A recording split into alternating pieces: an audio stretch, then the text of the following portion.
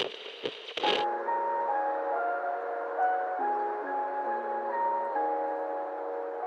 listening to Dispatch Radio, brought to you by Genesee Nutrition. Genesee brings delicious and healthy snacks for all of your outdoor adventures. Live healthy, active, and happy with Genesee, the best protein bars ever.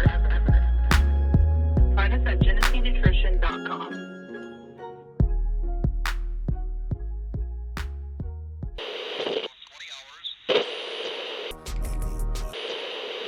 Especially at this time that we're going through right now, where it's so easy to just be like, you suck, you laid on the couch all day today, you just watched TV for 8 hours straight, you are not a good person. But instead you could just be, hey, I went outside, I saw the sunshine, I got to see all these animals and like these people laughing, and I got to be outside for 5 minutes, 60, however long you got to be out there, and just be happy that you did that, because not everybody is.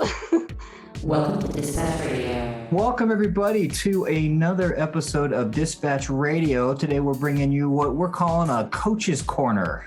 We've got an endurance coach, an adventure coach with us, Michele Dillon. Michele, hello. Welcome to the show. Hello. Got a cast of other characters with us today. Claire Jones Wilson is a client of Michele's, and so we'll be chatting with Claire a little bit. Hello, Claire. Welcome to the show. Hello. Happy Wednesday. I'm also joined today by my sturdy oak, Will Carr. What's up, Will? Yo. What's up, Russ? And Dispatch Radio listeners will be happy to hear we've got Kelly McConnell back in the house. Hello, Kelly. Woo-hoo. Good to see you guys. All right. Oh, look at okay, there. I took a shower for you. You're welcome. Yeah. See, I've been banged up, just kind of healing from some injuries, and I won't tell the boring story anymore. Listeners that were tuned in last time can tune in for the boring story. The new story going forward, Jake, we talked about this. Trampled by donkeys. That's what happened.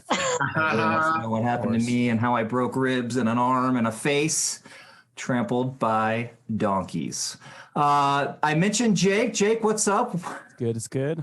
What's going on? Jake has been doing a ton behind the scenes here at Dispatch Radio. If you're following us on Instagram, Facebook, if you're checking out the website, if you're checking out YouTube, if you're listening to this podcast on Spotify, Apple Podcasts, or wherever, or if you're tuned in live with us over YouTube, as you should be on Wednesdays at noon Mountain Time, it's Jake making all that happen. So woohoo! Thank you, Jake, for doing all that. Kelly McConnell, what the heck have you been up to? I was just in Aspen for like 6 days and I just got back. So it was good. The skiing isn't as great as I want it to be, but it's gorgeous out, of course. So. Not getting the snowfall that we're known for. That global weirding, it's real. It is real. I guaranteed that this was going to happen when I bought my Keystone Pass. Well, you know what? You're not missing anything right now. So. Right. That's what everybody tells me. Michele, are you a skier? I am not a skier. Not a skier. I try to tell myself I will be, and then I'm like, nope. Now, Michele, if I recall correctly, you are an OG FOTS, friend of the show. You've been with us for quite a while, right? Yeah, I got to sit in on an episode like maybe 3 or 4 years ago with Claire Gallagher. Yeah, Claire, one of our all-time favorites. Yeah. You got a little bit of crush on Claire? Oh yeah, she's still my favorite. She's still out there killing it, right? Oh yeah. Every time I see her out in the wild, she always stops and says hi to me. So. Well, so first we got to ask Michele, adventure coach, what is it? What does it entail? What kind of people do you work with? What kind of stuff comes up in this line of work? Yeah, so I kind of frame it as adventure coach, but it's kind of all encompassing. So like I have like runners who run on the road, runners who run on the trails, people who just want to like adventure in the mountains. But mainly I work with a lot of beginners who want to get into all of that stuff, but don't know where to start because it seems too intimidating, or they just haven't done it for very long, or just like looking for recommendations, a cheerleader, a person who can kind of help them make those choices and make the right ones so they don't like injure themselves. And if I recall, this was you not too long ago. Yes. You mean like I do those things myself, you mean? Yeah. So you were like the clients that you're helping, you were in their shoes, Yep. what, maybe 8 years ago? Yeah, I am a pretty new runner as opposed to anybody else who's been doing this. I feel like most of the runners, especially in Boulder, have been doing it all their lives. So I've been running for about like 8 to 10 years myself, and then coaching for 3. And what's your kind of journey look like? A lot of people have kind of, I got into it because I like this, but then I found out, I really like, for me, for example, I started short on the roads because it was like we would do team events and it was fun through my work. And then I was like, oh, you can run on the trails. Oh, that's cool. And then it was like, oh, you can run long on the trails. Oh, that's neat. And then it was like, oh, you can run with donkeys. And I was like, oh, okay. You were done for. Yeah. So what was your journey like? It was kind of funny when I was like mid-20s. I witnessed one of my friends do an Ironman, and I was like, never had run not even a 5K in my life. And I saw that and I was super inspired. And that's what made me just decide I wanted to run a marathon. And then from there, I kind of just discovered trail running through Instagram and other people who were going to all these cool places. And I was like, that sounds way more fun than running on the road. So I just kind of ventured into it that way. Yeah, that's kind of the story. And then once I moved to Colorado and there was all these trails and access and mountains here, it was just like, I was done for. Like, that was all I could do. Then you also said kind of now your jam is more what? It's kind of evolved a bit more to kind of the Alpine style you mentioned. Yeah, I don't do as much racing anymore just because personally I feel like it's not my thing anymore, but I really train so that I can go up into the mountains in the 13ers and 14ers over the summer season. Not a winter girl because I'm too much of a lazy person for that, but And we've got Claire, as I mentioned on the show. Is she kind of emblematic of the type of clients you typically see? Yeah, she kind of does the same thing I do. She likes to race. She's doing the Behind the Rocks 50K coming up in, is it March? Mm-hmm. I have to remind myself. So, yeah. But she also is really into doing like the climbing the mountains, and she wants to like adventure out there, and she has her eyes set on like doing some FKTs possibly, and she just wants to explore everything. So she's kind of like the epitome of who I train and who I love to train. And Behind the Rocks, so Mad Moose, just real quick and aside, we've done a kind of a race profile of that race. We got to meet Courtney DeWalter when she I want to say she beat the second place person by over an hour or something. I mean, something ridiculous. And she just comes to the tent and hangs out. And she's just so nice after running, I don't know, I think, is it 50 miles, the long version? Yeah. Mm-hmm. Claire, what makes you want to do this stuff? Like where are you at right now in life? And, what makes you want to go run an ultra marathon right now? Why does that sound like such a great idea? Oh, that's a great question. Masochism, trauma. No, I'm just kidding. Yeah, I don't know. I've been running all my life as a part of sports. And about 4 years ago, we moved to Colorado. Prior to that, I was in Chicago. And I was running a lot of road half marathons, and similar to Michele, somehow the algorithm caught me on social media, and I was like, trail running, ultra running, what are all these things? And I had been thinking about running a marathon, and I had started to train for one. And then I was like, no, I'll just do an ultra. And then in that entire time, we moved to Denver, and then I got introduced to trail running, and it kind of just spiraled from there. And in 2019, I started training for my first ultra with fits and starts without a coach, injured myself, came up with my own training plan. What happened? Did you overtrain? I think I just overtrained. Yeah. You go. Kelly, can you believe that? Can you believe a beginner could get injured overtraining? Yep. That was the story of my life too. Just like in Chicago, even training for half marathons I was just doing all the wrong things. And I've always loved the outdoors. And I just, speaking of joy, there's something about the joy of going out and being outside for 12 hours and pushing yourself. And sometimes even when it's like type 2+ fun, you look back at it with a lot of joy. And it's just, at this point, running and long endurance events just feel like they're a meditative practice almost, even when they're not. Maybe sometimes and more in hindsight, So yeah, last year was my first like official event that I made it to, and I ran the Behind the Rocks 50K. And had my first issues with like fueling issues and nausea and Wheels came off. Yeah, exactly. Now, what mile did the wheels start coming off? Right about mile like 20. Okay, that's not bad. Yeah, it wasn't too 20 bad. and you did a 50K, so this is how many miles? 30? I think it's like 30 or 32. I forget exactly how much. You had 10 miles that you needed to get through what you had. So nutrition problems and then some sort of pain.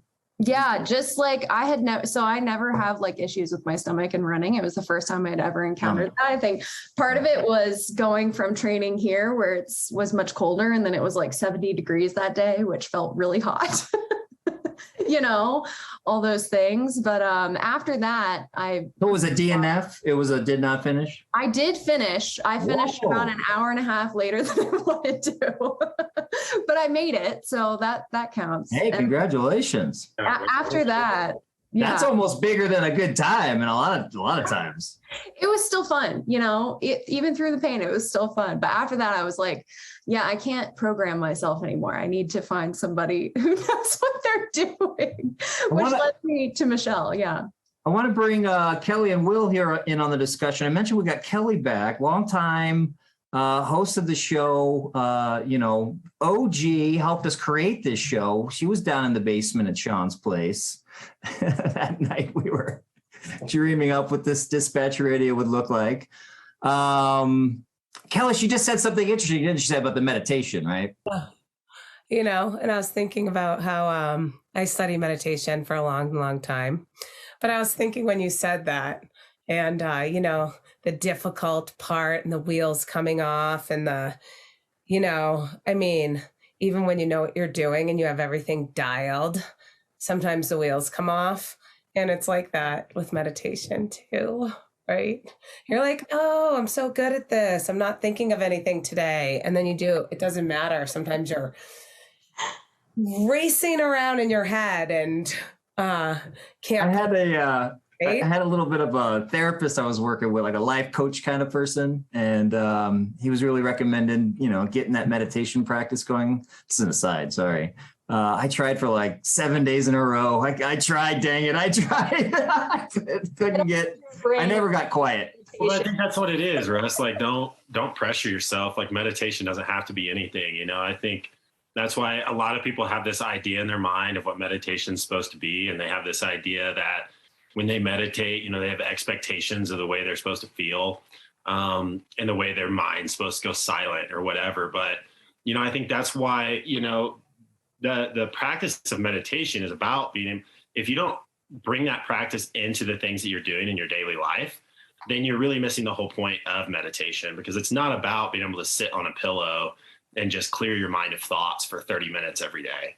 It's about being able to take that into your life, and whether it's like work or stressful situations or crazy things are going on with your kids at home, or whether you're running an ultra marathon, whatever the stress, whatever the distraction, whatever the outside stimuli is, meditation is about being able to center yourself and come back to a sense of normalcy, and come back to a place where you can be clear-minded, rather than reacting. You can make decisions from a place of clarity. And so I think people way too much try to put pressure on like what meditation is supposed to be. And I think that's why people's meditation practices don't last long. Because it's like what you said. Oh, I tried for 7 days and I still just had thoughts racing. Well, that's cool. All right. Well, I got to know this because Will is like, he's a very balanced guy. You know, he's got a very healthy family life. They get outdoors together. They take trips. Really hard to rattle Will or get him frazzled. What's the last time, Will, that the wheels came off for you in some sort of context? Where I'll just leave it at that. Oh man. Yesterday. Yeah. I mean, I don't know. Like, I feel like my whole life, you know, I'm just trying to like put out fires, but that's like what the fun is for me. I don't know, or like the wheels really came off, I guess, when my grandma died a year ago. I don't know. That was hard, you know, like, and things like my business. I had an instance, you know, maybe a little over a year ago where I lost like 75 grand in inventory on like an Amazon hack. That was a crazy situation. But then, you know, I look at all that stuff, you know, it's perspective, you know, like I wake up every day and like, I'm like, is my family healthy? Am I healthy? I don't have problems, you know, like no matter what is going on, it's like, I don't have problems. And I think that's what's cool about, you know, I'm not a runner. I played basketball. I'm 6'10". Running was always punishment to me, doing suicides on the court. But you know, it's like any of those things, you know, it's just learning to deal with that adversity and actually being comfortable in adversity. You know, I think that's where like the secret behind all that is. And that's where the secret behind even meditation is. Because if you're just uncomfortable sitting in your own thoughts, you need to be able to get comfortable with that. And so, you know, that's where it all comes back. I don't know. That's a crazy question. When was the last time I was like really rattled?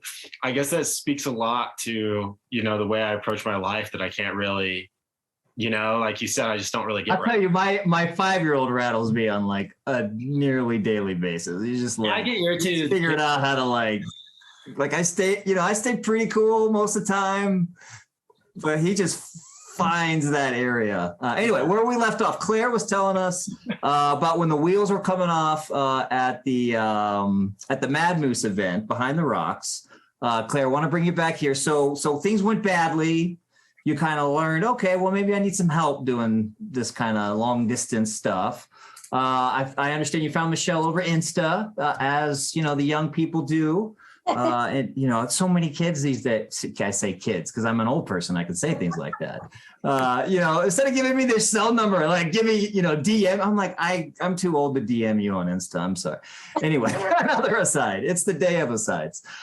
So Claire, you get hooked up with Michele. What are you initially looking at? Looking for? What are your expectations? And I'd like to hear kind of what that interaction sounds like and what types of things you know, especially kind of approaching, you know, a race. So kind of start from the beginning. You know, the first time you meet Michele, what types of things are on the table that you're going to work with? And then Michele, maybe you could tell us kind of what's your approach kind of moving forward from that? How did you kind of dissect the problem and then start coming up with a formula for success for her? Yeah.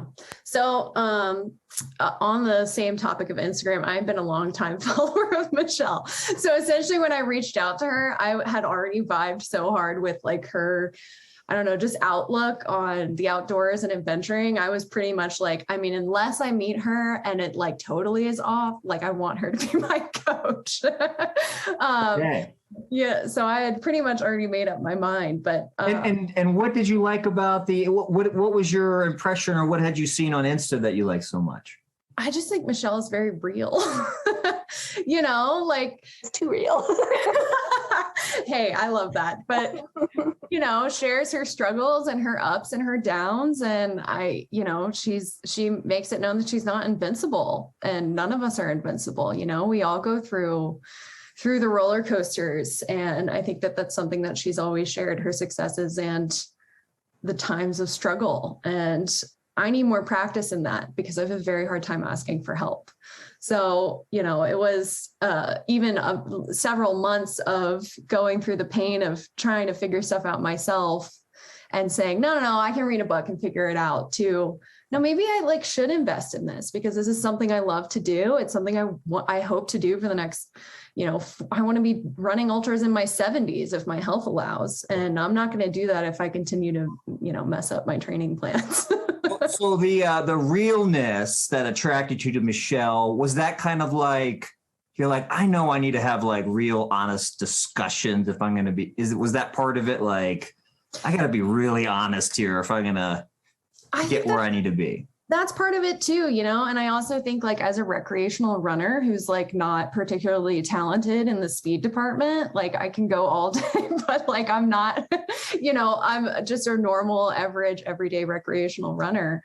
I wanted someone who was able to have that perspective that like, this is something that I want to do for life, not just to like try and push my performance at every given opportunity. Like this is like a fabric of my being that I needed more direction on rather than like a drill sergeant being like faster on your intervals, like 4 workouts a week, not that would happen, but that kind of thing. I wanted someone who was more, her style, which is more adventure coach. It's more, how do you incorporate this into your daily life rather than just a racing season or a racing cycle. If you kind of broke down what you get out of the coaching, like are there categories or like what are the main things you feel like you get out of it? It's not, and talking to coaches, it sounds like motivation is one of them. Like I know like the Roches, for example, like they're constantly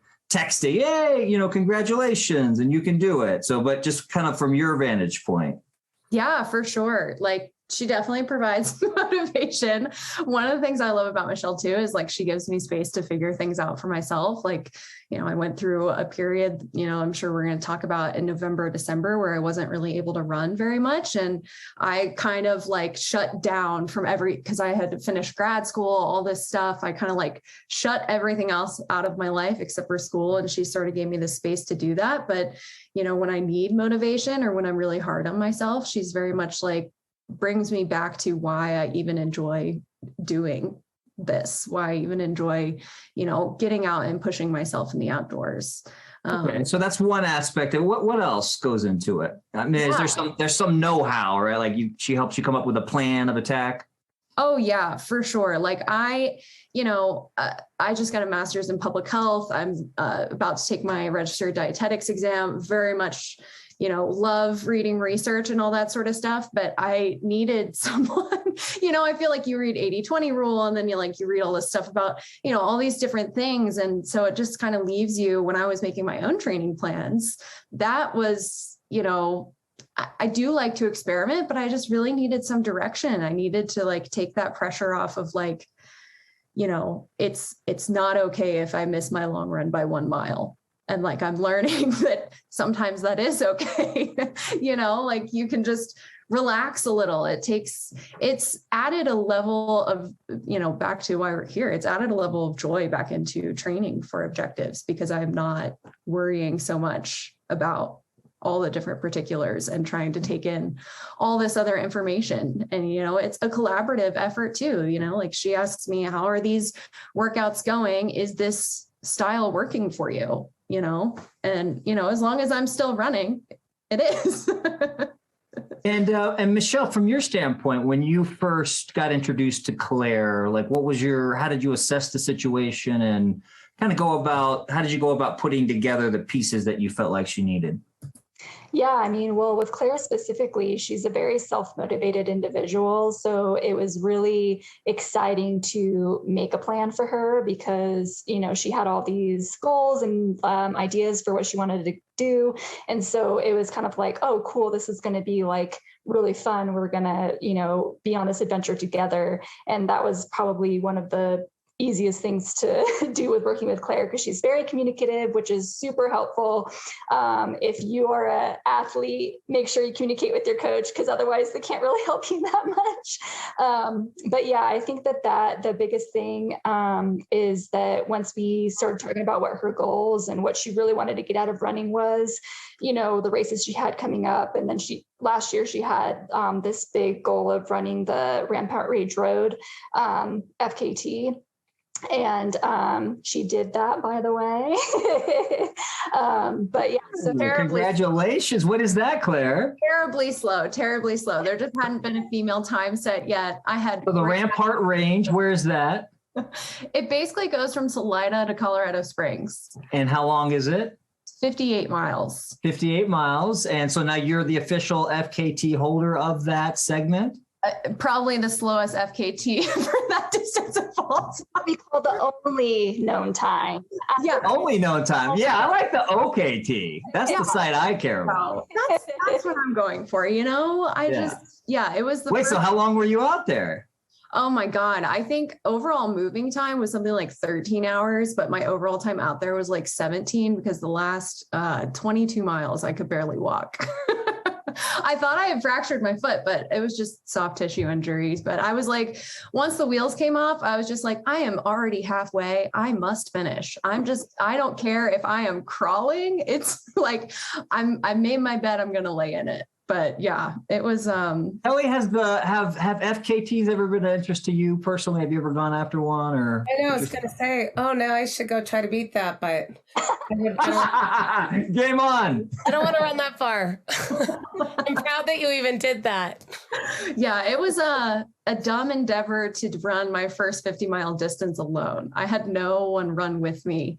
My husband crewed me. I had some friends come along the way, but no one actually ran with me. And was this while you were working with Michele? She signed off on this? Yep. Okay. And Michele, is this something you recommend people do? I mean, I, can only advise to so much. So if I really felt when Claire told me about that goal, she was really excited about it. I knew she was going to be smart. And she just wanted to go for it. And we went into it and being like, hey, like if it becomes impossible, there is no shame in stopping. And she just, found the way to keep going. So I think that like the biggest thing is just making sure and preparing, any of my athletes that want to do something, big and, an accomplishment like that is just making sure they're prepared that, it might not work out, but it's great that you're even going out there and trying. So, so again, with the, we mentioned this with the first event where you did finish is slower than you thought. I mean, here again, you did finish, even though you thought you had a fractured foot. Boy, so you've got some grit. Do you feel like there were things that you've learned in this coaching that paid off for you to be able to get that goal accomplished? Yeah, for sure. I think something that Michele is always good at is reminding yourself to not be judgmental of your own self-abilities. And, when I was out there and I didn't want to keep going, I just through the moments of being like, why am I doing this? This is dumb. I should have stopped 10 miles ago when I was, limping. The approach of taking things as an opportunity to see what you're capable of is something that I think Michele inspires me to do. And I think through, watching her journeys too, that is something that is part of her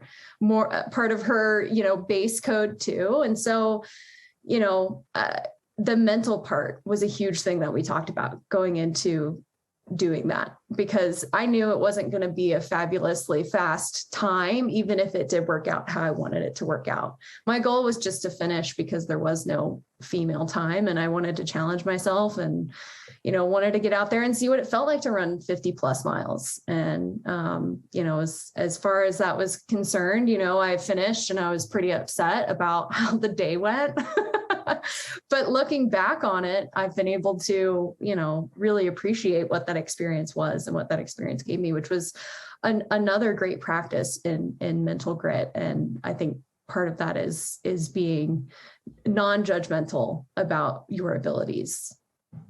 Which is also like really important with like when you are losing your joy and motivation for running, to remember that, sometimes you just got to listen to that. And sometimes your body's trying to tell you that you shouldn't do certain things, and even though you totally are capable of it, and you got to combat that somehow. But then there's those moments where it's like, hey, maybe I do actually need a break right now, and it's okay. Like a lot of runners, especially in Boulder, because it's just so competitive here, like they just don't know how to just back off sometimes, and it really in the long run ends up hurting them because they just lose their entire joy for running in the process along the way. That's a topic we want to get into here on the show today. Kind of what happens when you lose your running mojo and how to get it back, how to find that joy. Kelly and Will, I want to put that up to both of you, and maybe Jake. Has there ever been a time where you've lost your mojo? And if so, do you have your own strategies for like bringing joy back into the things you do? And then we're going to hear Claire's story. I'll jump in on that first. I would say yes. And it's because of some of the things that were just talked about. It's when judgment, or like, it's okay to be competitive and like want to do your best. But when it becomes more important to you to like reach a certain goal, or to have to like hit a certain time, or, like bench a certain weight, or like whatever, I think that's where you start to lose that joy, rather than being like, when we're kids, we just go and do things because they're fun, and I think just trying to find that, and it comes back to that to your perspective, like what is important. And so when you lose your joy or you lose your mojo, for me, I just try to remind myself, like, what's my passion behind the reason that I do things? And if the answer is like, oh, I can't really figure out what my passion is, then maybe it's time to move on to something else.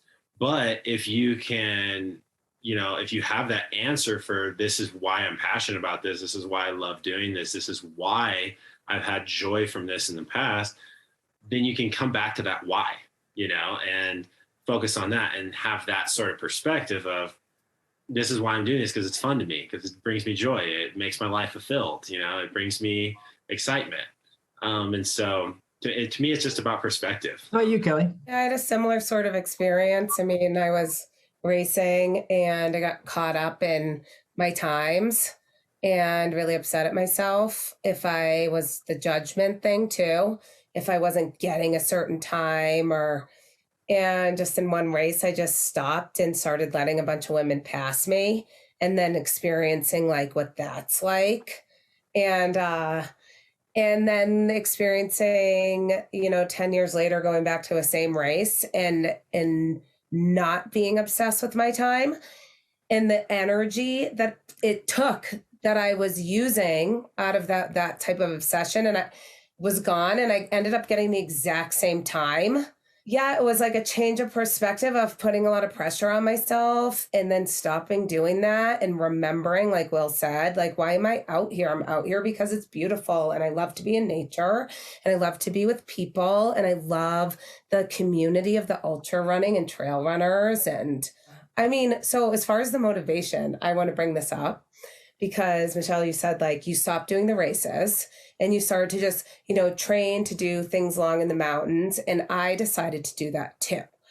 Like a couple of years ago, I started to move slowly into it. And now I'm like, I'm not running as much as I used to run, like not even close. So there was something about having that race on the calendar for sure. Yeah. And so my question is like, how do you stay motivated? Like, do you make plans with people to have like big things like, oh, I'm going to go do the 4-pass loop, or during the summer you have things planned with other people, or how do you stay motivated? You know what I'm saying? I think we're going to learn. Maybe we hear Claire's story, and then Michelle's going to kind of, tell us, some of the tips that helped get Claire's mojo back. But Claire, tell us about that. When did this happen? Was this after the FKT pursuit or before? Yeah, so I think that was, oh God, time is a flat circle, June or July of last year. And then I just graduated with my master's in December. And as part of that, to become a dietitian, a registered dietitian, you have to do a bunch of weeks of rotations. And part of my rotation that I was finishing before graduating in September through December, essentially was working at a hospital as a baby clinical dietitian in my rotation in a COVID hotspot.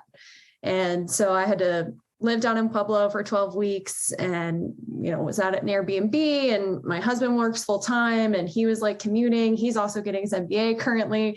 Life was just chaos. It was just absolute chaos. I was working, almost 12-hour days and all this sort of stuff, all while being in a COVID hotspot. And, from the dietetics perspective, I'm just basically tube feeding patients who are on ventilators and watching many, many of my patients die just day to day. So it was rough. And at the same time, I was finishing my last capstone course, and I just being a new place, time change, getting darker earlier, a lot of life stress. I just literally lost all motivation to even physically move my body outside of what I needed to do on the day to day. And knowing that I had goals coming up in 2022, it became sort of I don't know if it's a shame spiral, but that sort of self-fulfilling prophecy where you feel bad that you're not doing something. And then because you're not doing that thing, it also makes you feel worse because it was the thing that was helping you feel better in life, So losing running was, it's such a centering activity. And so feeling bad about not running and then feeling worse because I'm not running was just a self-fulfilling prophecy. And I sort of in November, especially, I just didn't do almost a single workout. And Michelle's like, what's going on? And I'm like, I don't know, man. I'm so overwhelmed with life right now. I have got to get back to basics, and part of being back to basics should have been getting out and doing what centers me as a person. But I just couldn't bring myself to do it. And after I was done with that rotation, I finally was like, okay, it's time to try and find the motivation again. Everything's fine now. Life is less stressful. It's time to pick up this habit again. And then, Michelle and I were talking about this morning on our weekly call. Then you have the issue of you're detrained. And so things don't feel as good as they did before, and how do you continue to find even motivation in that as you try to get your mojo back? So. And so, Michelle, how did you start to unravel this onion? Well, it kind of takes you when you're in a coaching relationship here. So she had to first come to the table and be like, okay, I'm ready. Let's do this again. Yeah. And then as soon as we were on the same page again, you kind of just have to be like, well, let's take these baby steps. What's your first big goal? And her first big goal in this case happens to be her race that she's doing in March. And we were kind of getting close to that. So I was like, okay, well, we're going to build ourselves up as slowly as we can so we can keep you still safe and uninjured. And maybe we'll reevaluate to see if this still makes sense for you to do this race if we can't keep up with the level of what we're doing. But she's been doing great so far. She's been going out, doing her mileage. Nothing's ever perfect. You can't always go out there and hit everything that you're supposed to, but she's definitely, I think having the biggest thing is when you having a lack of motivation is one we're talking about here is finding out the reason why you want to do it and what's your passion to bring you out that door to go to keep doing it. And then also you kind of have to just be, easy on yourself. I'm going to go out today, and if I don't feel good after a mile, I might have to turn around and go back home, and that's okay. That's not going to mean that I can't continue running. I'm not a runner anymore. I'm still who I am, and this is still what makes me happy, but today is just not going to work out the way I envisioned it to. So it's kind of just a lot of having accountability, because she's got a coach, which definitely helps when you're lacking motivation, because that's, it's basically like having an accountability partner, like someone that you have looking at your chart to see if you did what you're supposed to do that day. And then just discovering why it is you do what you do, if you still like to do it for those reasons. And if not, if there's different reasons now. Like for Claire, I think that the biggest thing for her was she's like, I need to feel sane again, and running is what makes me feel sane. And like, that's kind of what's going to get me out the door right now. You into mantras at all, Michelle? I don't have like a saying that I always say to myself, as in like a typical mantra, but I definitely have like self-talk or like vision boards or those kinds of things that change, that I feel like change for me and like for everybody. Like you may not be inspired by the same things that you were a couple months ago as you are now. So I just try to think of like a lot of things that are essentially going easy on yourself, because especially at this time that we're going through right now, like it's so easy to just be like, you suck. You laid on the couch all day today. You just watched TV for 8 hours straight. Like, it's so easy to just be like, you are not a good person. But instead you could just be, hey, I went outside. I saw the sunshine. I got to see all these animals and like these people laughing. And I got to be outside for, if it was 5 minutes or, 60, however long you got to be out there, and just be happy that you did that, because not everybody is. And what about to Kelly's question about the, when she had the racing on the calendar, she was motivated more to get out. Now that she's kind of adapting this looser non-racing style, harder to keep the motivation. Yeah, I mean, like I've experienced that myself too, especially when I made that transition. I think that it's really hard for people who are very extrinsically motivated, which like a race would be extrinsic motivation. You have like this specific date on your calendar that you need to be ready and prepared for. And you might get an accolade from that. You might place, you might get a reward, or at the very least, you're getting a t-shirt. So there's a lot of like extrinsic motivation there. And when that's belt buckle. Yeah, in the case of 100 milers.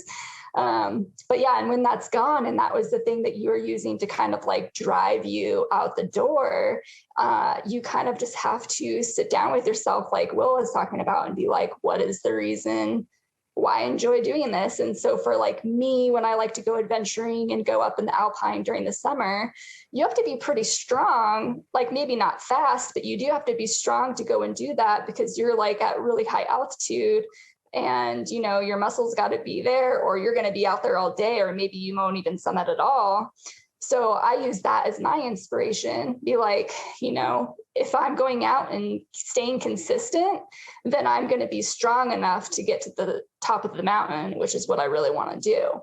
And also being easy on yourself, because maybe you are doing less running right now, but do you need to be running more to be strong enough to get to those adventures and goals? Or is that just something that you're telling yourself that you need because you used to run so much more? You just got to kind of reevaluate the reasoning why you feel like you might need to be running more than you are currently. Ooh, Kelly, we're gonna have to kick that one back to you. She kind of nailed that, because I'm thinking, no, I don't.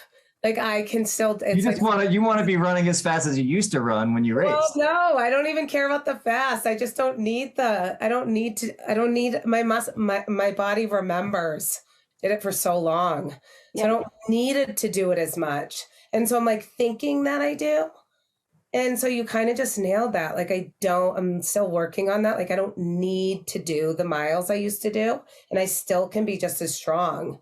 So just to accept that. Mm-hmm. So yeah, that was a good thing that you said. Totally. Like sometimes we think we need to do it a certain way, and you really just don't. It depends on the person. Yeah. I mean, there's ultra runners that are running at an elite level, running 30 to 40 miles a week, winning, not everybody needs to run 60 to 100 miles a week to run fast or to even finish, Yeah. You have any, you've got fond memories of Claire Gallagher, Kelly, and the Airstream. And then Darcy Pugh is one of those people who can it's like, it does have a lot to do with the way that your perspective is, and how you're using your energy, and how much you enjoy being out there. And we've talked to her about that a lot. Like you can really narrow down your training and to stay and be just as strong and fit and not get injured, and just the love of it. And like Michelle's talking about, like, why are you out there, and really getting clear on that, and just that drives your energy in a way just drives you, right? But how do you explain it to your parents? Are they kind of outdoorsy people, adventure people, or are you more like the rest of us and don't have adventure people? And if so, like, how do you explain wanting to do that, FKT pursuit, for example, where they're probably sure you're going to die? Yeah, that's fair. I did not tell my in-laws that I was doing that effort. I don't know. My parents they're very hard workers, but they are outdoorsy. Like I, grew up loving the outdoors and going, spending a lot of time outside, grew up on a farm for a little while and, have a lot of family that lives very rurally, but they definitely are not interested in running 50 miles. So I think explaining it to my parents or to other people is just that, and this is on the meditation topic, like it's one of the only times in my life that I feel truly present. And it's like, that's such a protected time for me. If I go out and do something in the mountains for 12 hours, like even if I come back and my body is spent, like I feel so much more, I feel fulfilled. Like I feel like I'm back to a more balanced place in my life because as a person with a lot of ambition and, trying to be high achieving in all these other areas of my life, like I really had lost a sense of a place to find balance or just to be present. And, when the wheels are falling off or you're really enjoying yourself, you have no choice but to be focused on what's in front of you. If that's the scenery, if that's the next step, if that's shoving a piece of pizza in your mouth, like, whatever you can do to continue to get you through that event. And that's how I try to explain it. And it just is up to that other person if they identify or not.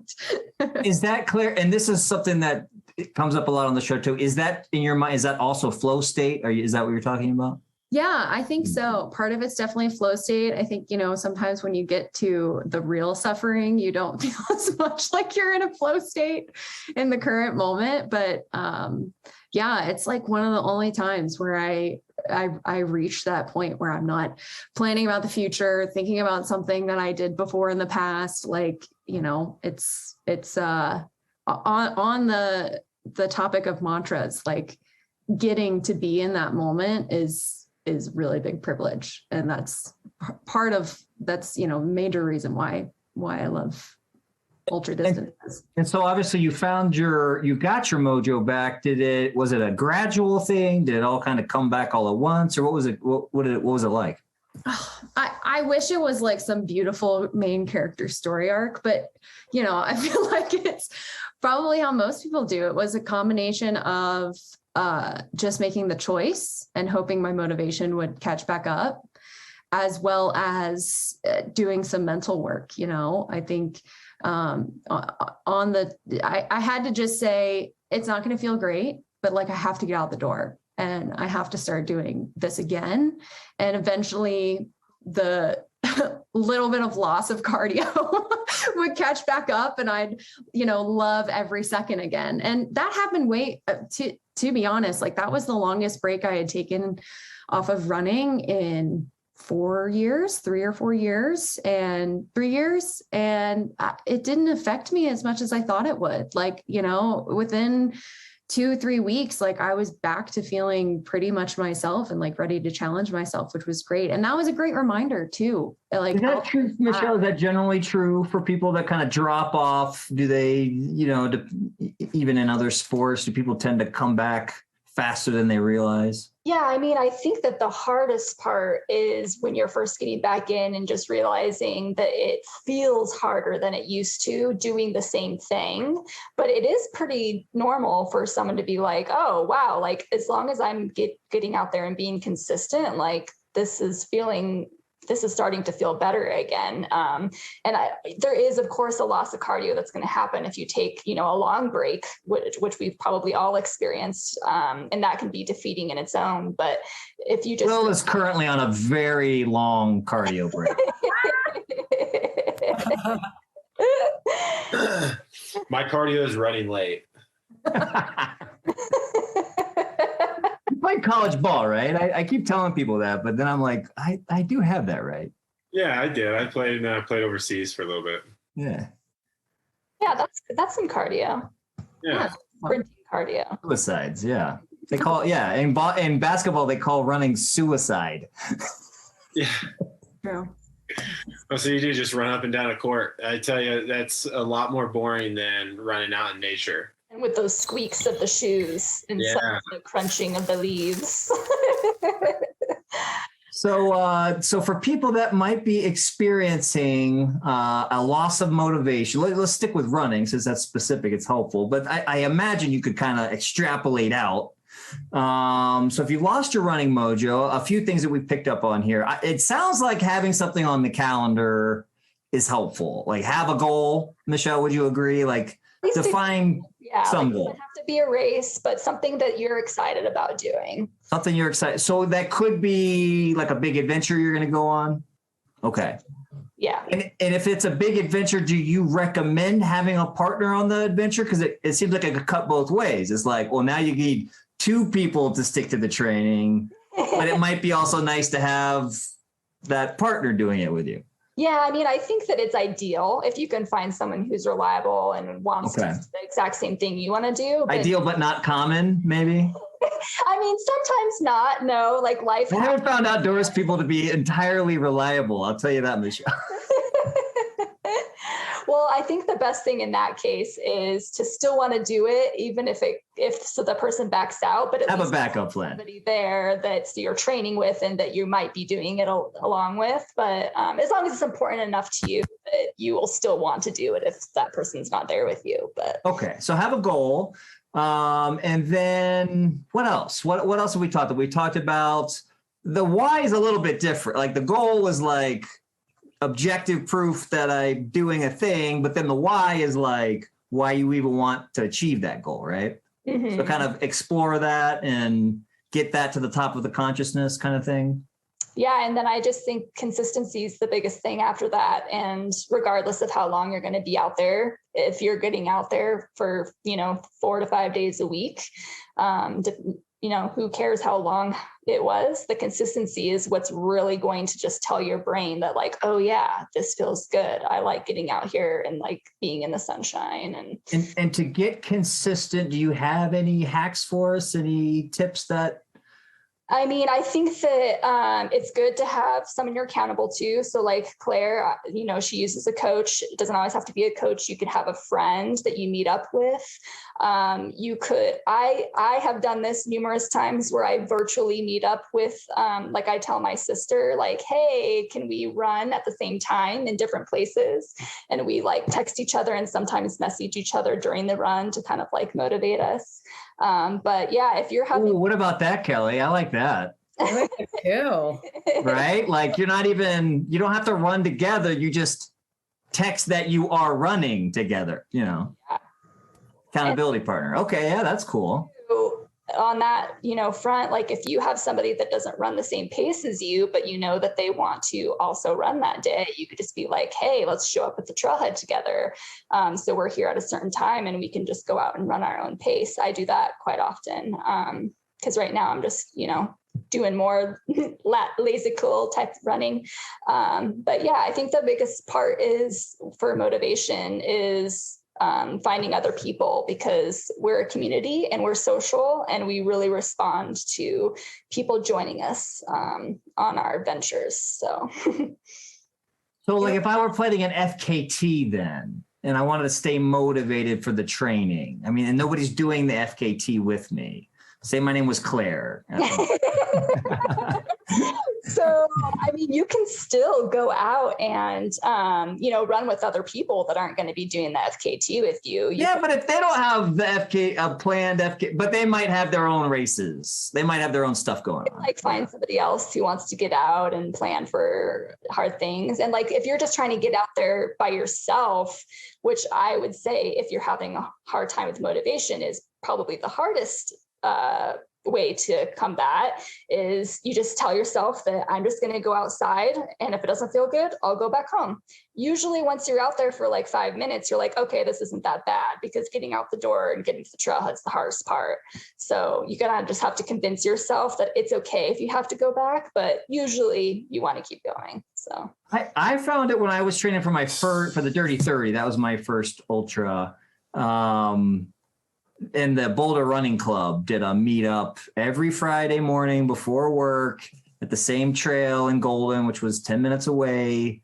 And I had no excuse not to be able to. And it was so helpful. yeah. Those guys were there every time. There was at least a couple of people that were going to be running, and it just helped me like get into some consistent groove. Otherwise, I mean, it can go months where I don't even think about running. So, well, great. Will, have you picked up any tips here? Have we convinced you that you've got an ultra running future? No, I don't have an ultra running future, but I love all the tips, you know, to just be motivated about all the things that I love to do and the things that I want to do. And, you know, ultra running just doesn't excite me to do personally. Wait, but do we have you on the donkey running at least? I'm excited for all of you. I will come out and do a donkey run with you. I promise. I will come out and do a commitment. Because there's a donkey involved. It makes me feel like that's a good starting point for me. And it's just crazy enough that's my motivation. It's just crazy enough that I'll come and try it. Nice. Any closing thoughts, Kelly? Oh, and Jake. Jake has a question for everybody. Jake, let's do that. Get into that right now. All righty. So this can apply to you as well, Kelly. And actually, Jake's added a keyboard, everybody. Check it out.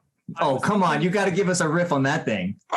Well, my idea, I kept forgetting to do this at the start, but like if someone tells a joke or something, I could be like, we got sound of it. That was probably too loud, but all right, we're figuring it out. We got it for next week for sure. We're funny enough. But anyway, to do that. there were some zingers in there. Anyway, the question for y'all and Russ, Will, and Kelly, actually, I think if I get an answer from you as well, and I'll put a song in there too, we'll have enough to put this playlist up this week. But with all of our guests that we've had so far, we've been asking them for a song recommendation for working out, or depending on like what sport they do. It was kind of hard to figure out the prompt, but for running, I think it should be pretty easy. A good running banger from running bangers. All right, I'll break the ice. I haven't offered one up. I got to go Carly B up for sure. Okay. Especially when you're going uphill. Yes. I mean, it's a little dirty. I don't know. There's probably a clean version. I would recommend the fully explicit version myself. Oh man. Now I just have a totally different image in my head of Russ running with a donkey, listening to jamming out the Cardi B. I'm gonna rescind my promise. In my jean cutoffs. Yep. You got to picture everybody. Kelly, what do you got? A song. Well, I cut this song short today in my fitness class, and I was like, damn, I love this song by Zoo. Baby, I'm faded. All I want to do is get home to you. And I was like, shit, but now we're warming down. I had to cut it off, but I like that song. Right. What is it called? Zoo, Faded. Faded. HU. All right, Michele, don't disappoint. I am going to give you a pretty oddball one. All right, good.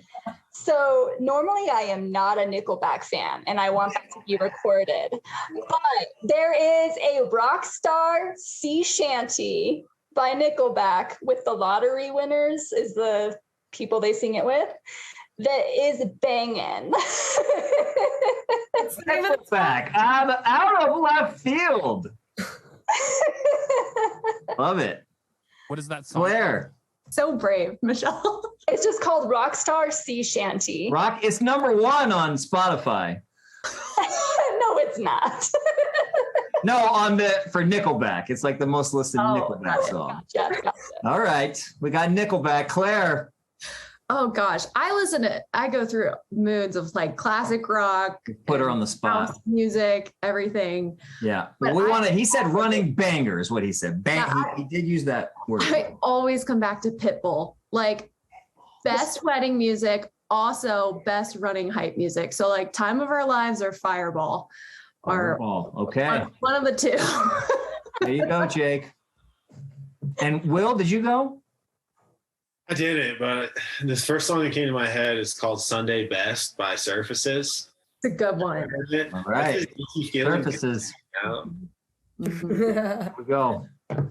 All right, guys. Well, my beloved Tottenham Hotspur are 1-up against Southampton in the 20th minute. I have got to go. Claire Jones, it's been great talking with you. Michele, Dillon, check out the show notes, everybody, online, on Spotify, etc. Instagram, you can check out the handle. Michele, what's your handle? Since people, we talked about your feed being particularly worth checking out. It's Miss Shell Shock. So Miss Shell Shock. And I actually agree. I have followed Michele for a number of years, and I do appreciate just some good raw truthfulness out there, truthiness.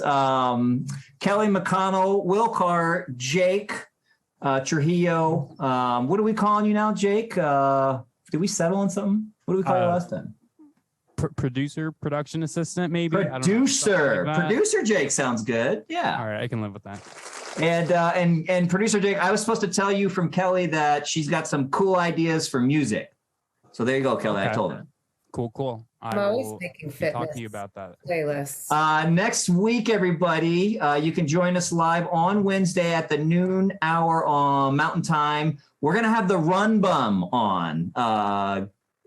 Do you know, Michele, do you know this guy? Run Bun, the Georgia Death Race he puts on. Oh, yes. Several others. Familiar, yes. Yeah, it's a wild race. A friend of the show, Avery Collins, professional runner, is going to be on the show. He's won the Georgia Death Race. I keep saying that. I haven't fact checked it. I assume that he has won it. I think he's won it. If he's run it, I'm assuming Avery's won it. So he's going to be back. Kelly, remember Avery? I love Avery. So fun. It's going to be so fun to have him back on the show. Michele, you're very welcome to join. Everybody's welcome to join us on Wednesdays for the show. If you want to jump in on the discussion, you want to get an invite from Jake, but that's really easy. dispatchradioteam@gmail.com, or hit us up on Instagram. Say, hey, I want to join that Run Bum episode where you're going to talk about the Georgia. We'll get you on the Zoom call. You'll be able to actually interact with the guests. Otherwise, just join live on YouTube. You can type comments into YouTube. You can type questions in. And future shows, Jake, help me out. We've got, what else do we got going on? I think we've got skateboarding, I know, coming up. Skateboarding in March. Downhill skateboarding. Michele, you ever seen these guys on North Table Mountain bombing down the mountain on a skateboard? Oh, fun. Going like 70 miles an hour. Yeah. You're like, these people are going to die, surely. Yeah. They bombed down my street too. I want to talk to these people. Yeah, it's insane. We have one of the best downhill skateboarders in the world coming on the show. So this guy's really cool. You're not going to want to miss it. EP. Oh, and then Will's got to plan something, huh? Oh, Michele, Kelly, while we have you on the line, we're going to be doing some mindfulness stuff. Kelly's going to be doing a little bit of a different show, a little less just casual banter around and more, getting into the mental health and mindfulness aspect of things, right, Kelly? So we'll be looking for some future shows with her, and then Will's going to be planning something, right? Will, you got some up your sleeve for? Yeah, I got a few things. All right.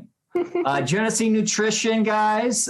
Thank you, our sponsors. Will's Baby. He's producing the best taste and protein bars available. They're made right here in Colorado. Are they made right here in Colorado, Will? Yeah, they're made here. Yeah. Made right here in Colorado. Genesee, right on the label. Happy, active, healthy. Healthy, active, happy. Oh, I nailed it. I should be a paid spokesman. That's amazing. Yeah, and Claire, we're gonna have to have you back on after the Behind the Rocks. Good luck. That's in March, right? In March. That's in March. We'll see if Michele's training is paid off. That's when the proof's going to be in the pudding, right there, right? Exactly. All right. We are rooting for you. We look forward to getting you both back in April and discussing the results. Maybe we can get Courtney DeWalter on if she's running it, and just do a Courtney and Claire show. I would cry, but sure. And and maybe Michele could just moderate the whole thing. I'll just take over. I'm just trying to get people to do my job for me. That's all. Does anybody else have anything else? Jake, Will, Kelly? No, this is fun. All right, guys. Well, thank you so much. We will see you next week, and good luck in Utah. Yay, Claire. Way to get your mojo back. Michelle, great to do a show with you. Yeah. Sound effects. Oh, I also want the burn sound effect. That's a request, Jake. I want when I I'll burn get on someone. Sizzle. We'll get on it. We'll get on it. Michelle, do you have any sound requests? No, I think that I think I would probably change the drum to that dum dum. Yeah. Oh, I also think like a bonk noise, like, you know, like bonking and running, like when you bonk, or just like you don't get the sentence out right. Yes. All right, guys. See ya. Bye. Bye, guys. Bye, Bye, Kelly. everyone.